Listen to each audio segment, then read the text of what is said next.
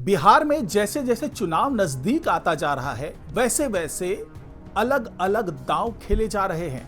वो दांव खेले जा रहे हैं सत्ता पक्ष की ओर से, वो दांव खेले जा रहे हैं विपक्ष की ओर से। लेकिन इन दांव के पीछे मकसद केवल एक है, उद्देश्य केवल एक है, और वो उद्देश्य है किसी भी तरीके से सीएम की कुर्सी तक पहुंचना, बिहार की सत्ता पर काबिज होना। और इसके लिए हर तरह के उपाय किए जा रहे हैं, हर तरीके से साम दाम दंड भेद हर चीज लगाया जा रहा है। और इसी अपने उपाय के तहत कह लें, दांव के तहत कह लें, साम दाम दंड भेद के तहत कह लें, तो इंडिया ब्लॉक ने और खास करके कांग्रेस ने प्रियंका गांधी को एक बार आगे किया है। जी हां, प्रियंका गांधी वाड्रा जो एक अच्छा चेहरा हो सकती है कांग्रेस के लिए, एक महिला चेहरा के तौर पर उसको आगे करें। और जाहिर सी बात है वो सेलिब्रिटी हैं, कांग्रेस के लिए भी है और बिहार की जनता भी प्रियंका गांधी को सेलिब्रिटी के तौर पर ही देखती है। तो इसको आगे करके कांग्रेस क्या अपना हित साधना चाह रही है? क्या वो तमाम कार्ड, वो तमाम ट्रंप कार्ड जो जेडीयू के पास है, जो बीजेपी के पास है, उसके काट के तौर पर प्रियंका गांधी को आगे किया जा रहा है? क्योंकि प्रियंका गांधी का जो प्रोग्राम है और जिस तरीके से वो बिहार दौरे पर है, उससे ये साफ साफ लगता है कि किसी न किसी हित के तहत कांग्रेस ने इस बार प्रियंका गांधी को आगे किया है। तो आखिरकार पर्दे के पीछे की सच्चाई क्या है? पर्दे के पीछे आखिरकार क्या गुणा भाग चल रहा है? तो ये तमाम जानकारी आपको आज के इस वीडियो में मिलने वाली है, तो इस वीडियो को आखिर तक जरूर देखिएगा। नमस्कार, मैं हूं डॉक्टर सुरजीत सिंह और आप देख रहे हैं यंग भारत न्यूज। अगर आपने अभी तक इस चैनल को सब्सक्राइब नहीं किया है तो सब्सक्राइब कर लीजिए, और अगर आपको ये वीडियो अच्छा लगे तो इसको लाइक कीजिए, शेयर कीजिए और कमेंट जरूर कीजिए। तो प्रियंका गांधी बिहार आती हैं और बिहार के दौरे पर घूमती हैं और कोई संदेश देने की कोशिश होती है। क्या वो अपने संदेश को डिलीवर कर पाएंगी? क्या वो जो बिहार दौरे पर है, यानी कि इंडिया ब्लॉक का जो ट्रम्प कार्ड बनकर के वो आई हैं, अपने भाई राहुल गांधी की मदद के लिए जो वो आगे आई है और जो महागठबंधन को सत्ता तक पहुंचाने की कोशिश के तहत वो आई है बिहार में, क्या वो जो उसके पीछे का समीकरण है वो इतना आसान है जो लोग, कोई भी आम आदमी डिकोड कर ले? तो ऐसा नहीं है, क्योंकि इसको डिकोड करने के लिए पहले आपको समझना होगा कि इसके पीछे की छुपी सियासत क्या है। तो ये सियासत है 3 धड़ों को प्रभावित करने का। ये सियासत है दलितों को प्रभावित करने का, ये सियासत है हिंदुओं को प्रभावित करने का, ये सियासत है आधी आबादी को प्रभावित करने का, यानी कि महिलाओं को प्रभावित करने का। क्योंकि देखिए, मौका जो चुना गया है वो मौका है हरितालिका तीज और चौरचन का। चौरचन और तीज ये दोनों खास करके मिथिला में बहुत ही महत्वपूर्ण त्योहार है जो सुहागिनें रखती हैं। तो आखिरकार इस मौके पर ही क्यों आ रही है? आपको बता दूं कि तीज का जो त्योहार है ये निर्जला व्रत होता है। तो क्या प्रियंका गांधी निर्जला व्रत कर पाएंगी यहां पर आकर के? अगर व्रत करने की सोच रही हैं, क्योंकि मैं आपको बता दूं, अंदर खाने की बात बता रहा हूं, बहुत इंपॉर्टेंट बात है, सुनिएगा, कि ऐसी कोशिश की जा रही थी कि प्रियंका गांधी यहां पर आएं और यहां की महिलाओं के साथ ये व्रत करें। लेकिन जैसे ही पता चला कि भैया ये तो निर्जला व्रत है, 24 घंटे आप 2 घुट पानी भी नहीं पी सकती, तो फिर हुआ कि भाई मजाक मजाक में थोड़ा ज़्यादा ही हो जाएगा, मामला ख़राब हो जाएगा, बहुत दौरा करना है, बहुत जगहों पर जाना है, तो फिलहाल क्यों ना इस व्रत को एक बस सामने रखा जाए कि हाँ जी, इस व्रत का हम बहुत सपोर्ट कर रहे हैं, और महिलाओं से मिल करके उनकी संवेदनाओं में साथ देने की बात हो, या फिर उनको टटोलने की बात हो, या फिर उनके दिल को छूने की बात हो। क्योंकि ये जो पर्व है वो महिलाओं के लिए बहुत अहम होता है, बहुत खास होता है। इस पर्व में छिपा हुआ है अपने सुहाग को लेकर के जो उम्र की कामना की जाती है, अपने बच्चों की बात होती है, तो पूरे परिवार के लिए ये पर्व होता है। तो ये मौका ऐसा है जो कि बहुत ही ऐसे मौके पर जो महिलाएं हैं वो बहुत ही कह लीजिए कि कोमल मन से तैयार रहती हैं, और कांग्रेस ने ऐसा सोचा कि उस कोमल मन पे क्यों नहीं हाथ का ठप्पा लगा दिया जाए। क्योंकि पिछले दिनों का ये इतिहास रहा है कि आधी आबादी पर जिसने अपना जादू फेर दिया वो सत्ता की कुर्सी तक पहुंच जाएगा। क्योंकि आप योजनाएं देख लें, किसी पुरुष के नाम पर कोई योजना नहीं होती, चाहे लाडली लक्ष्मी योजना कह लीजिए, माई बहन योजना कह लीजिए, महतारी योजना कह लीजिए, लाडली बहन योजना कह लीजिए, ये तमाम वो योजनाएं हैं जो महिलाओं पर ही केंद्रित है। क्योंकि पिछले दिनों जब अगर हम आंकड़ों की बात कर लें तो 2010 में जब नीतीश कुमार और बीजेपी के साथ मिलकर के जो ये गठबंधन जो एनडीए था, इसकी जो अपार जीत मिली थी, जिसमें अकेले जो जेडीयू है उसको 115 सीट पर जीत मिली थी, तो उस वक्त ये देखा गया था कि महिलाएं जो हैं वो पुरुषों की तुलना में ज़्यादा आगे बढ़ कर के वोटिंग कर रही है। उस वक्त अगर पुरुष और महिला के अनुपात की बात कर लें तो वहाँ पर जो पुरुष का अनुपात था वो करीब 53.1 या 2% था, और महिलाओं की बात कर लें तो वो 54 से ऊपर % था। और बाद के दिनों में ये जो रेशियो है वो बढ़ता चला गया, यानी कि महिलाओं का प्रतिशत बढ़ता चला गया। चाहे 2015 की बात कर लें, चाहे 2020 की बात कर लें, तो उसमें एक तरीके से निचोड़ निकल कर के सामने आया कि महिलाओं की भागीदारी बहुत जरूरी है। अगर सत्ता में काबिज होना है, सत्ता तक पहुंचना है, तो महिलाओं का वोट बहुत मायने रखता है। और ये एक अवधारणा बनी हुई है खास करके बिहार में कि जब जब महिलाओं का वोट प्रतिशत ज़्यादा हुआ है तब तब नीतीश कुमार आगे आए हैं। यानी कि नीतीश कुमार पर उनके पास ऐसी कोई जादू की छड़ी है जो आधी आबादी पर वो घुमाते हैं और आधी आबादी उनके साथ चल देती है।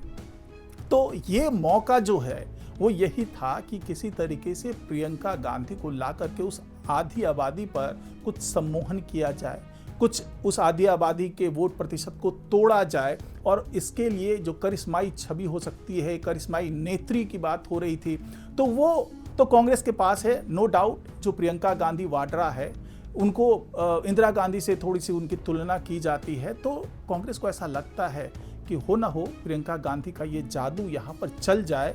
और खास करके ये बात तब की जा रही है जब ये जो यात्रा है वो उन इलाकों में जा रही है जो मिथिलांचल कह लीजिए, चाहे सुपौल की बात कर लें, चाहे मधुबनी की बात कर लें, चाहे सीतामढ़ी की बात कर लें, तो ये उन इलाकों में यात्रा पहुंच रही है जहां पर एनडीए बहुत मजबूत स्थिति में है।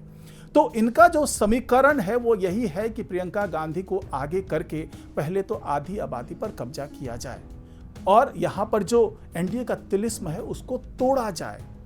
अब अगला पड़ाव देखिए, बहुत टैक्टफुली सारी चीजें प्लान की गई। अगला पड़ाव रहता है जानकी माता मंदिर। यानी कि जिस तरीके से राम के नाम पर बीजेपी ने कब्जा जमा लिया है, जो विपक्ष का कहना है, ये मेरा कहना नहीं है, विपक्ष का कहना, कांग्रेस का कहना या आरजेडी का कहना है कि भाई इन्होंने तो भाई पॉलिटिसाइज कर दिया है राम के नाम को, तो उसी के काट के तौर पर ये जानकी माता के दर्शन करने के लिए पहुंचती हैं और वहां पर पहुंच करके दर्शन करके वो ये साबित करना चाहेंगी कि मैं, यानी कि जो कांग्रेस है, चाहे वो हम आरजेडी की बात कर लें यानी पूरे विपक्ष की बात कर लें, हमारी धार्मिक आस्था है। क्योंकि पिछले दिनों इस तरीके से एक समीकरण बनता हुआ दिखा कि चाहे कांग्रेस हो चाहे आरजेडी हो, ये थोड़े से मुस्लिम परस्त हैं।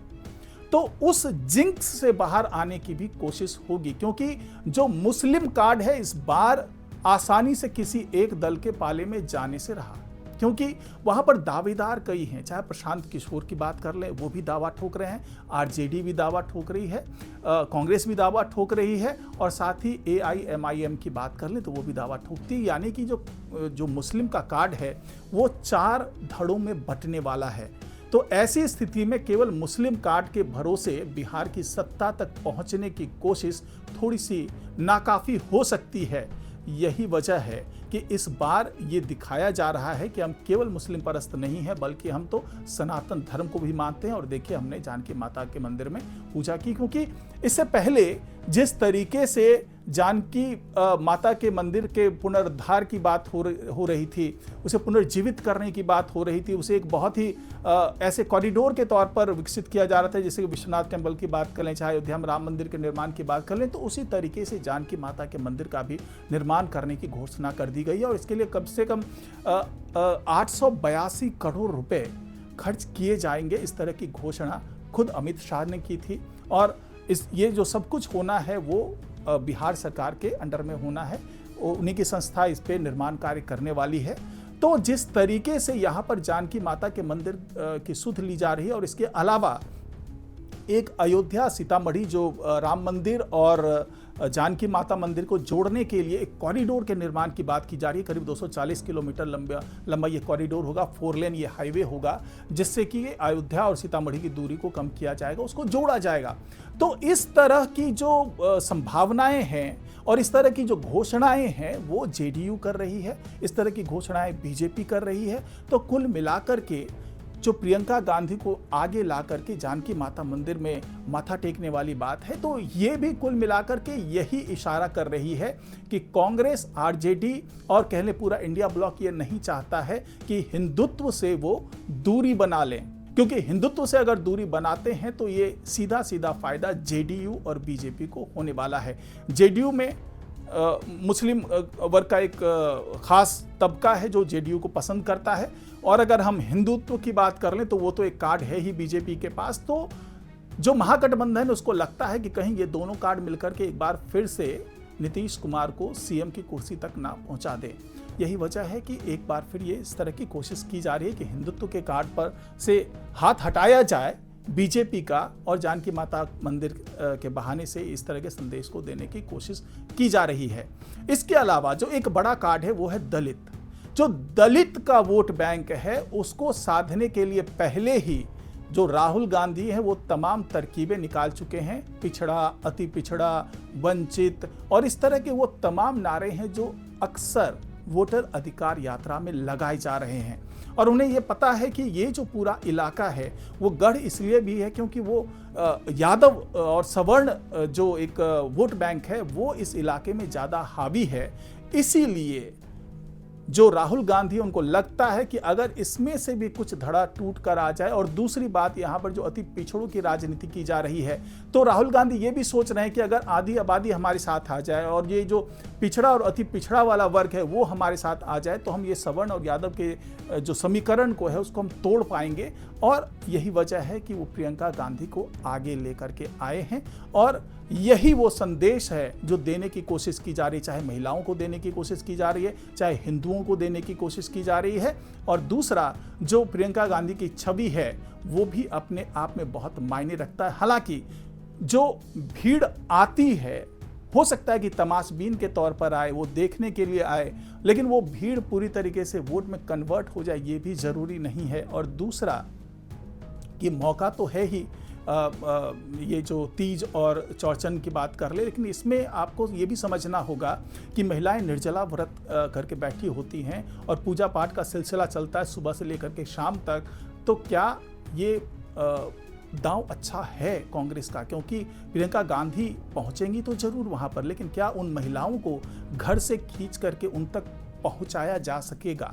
क्योंकि वो खुद ही पूजा पाठ में बिजी होंगी और वो सुबह से लेकर शाम तक निर्जला व्रत करने के कारण और ऐसे मौक़ों पर बाहर जाकर के किसी चुनावी सभा में मिलना या किसी रैली का हिस्सा बनना और उनको देखने के लिए जाना, हो सकता है कि ये दांव उल्टा पड़ जाए कांग्रेस के लिए। तो ये वो तमाम समीकरण है, उल्टा पड़े सीधा पड़े तो लोग तो मान के चलते हैं कि भैया जो हम कर रहे हैं अच्छा ही कर रहे हैं, सही कर रहे हैं। तो ये तो आने वाले दिनों में दिखेगा कि इसकी छाप कितनी ज़्यादा बिहार की राजनीति पर पड़ती है और कितनी ज़्यादा छाप चुनाव पर पड़ती है। तो आज की रिपोर्ट में फिलहाल इतना ही। नमस्कार।